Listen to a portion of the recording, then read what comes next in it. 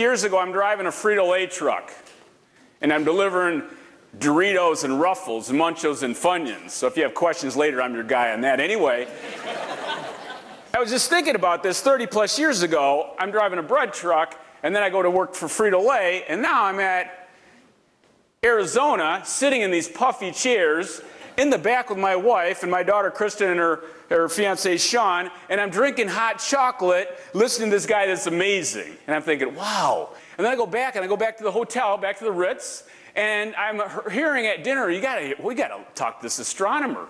So my wife Paula and I go up and we're talking to this astronomer. His name is Ben, and Ben is so excited about what he does. Anybody saw Ben?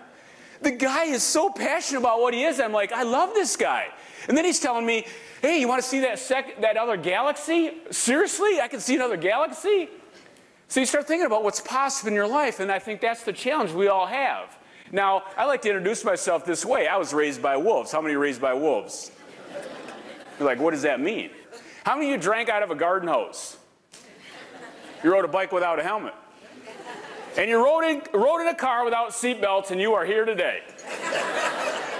So growing up in Michigan, some people are afraid of the subject. You know, when I start talking about nutrition and fitness and my wife's curse, my wife Paula, I've been married 33 years to my wife Paula, she's here today, and her curse is that we never get invited for dinner. Nobody ever invites us for dinner.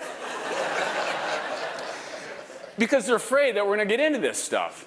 But I want to back up. I want to let you know where I came from. I'm born and raised in Michigan. My parents were fantastic, but like many of you, raised by wolves, and I was a horrible eater.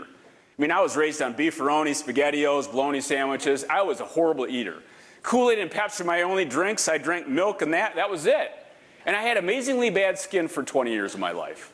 I took oral medications. I took topical creams.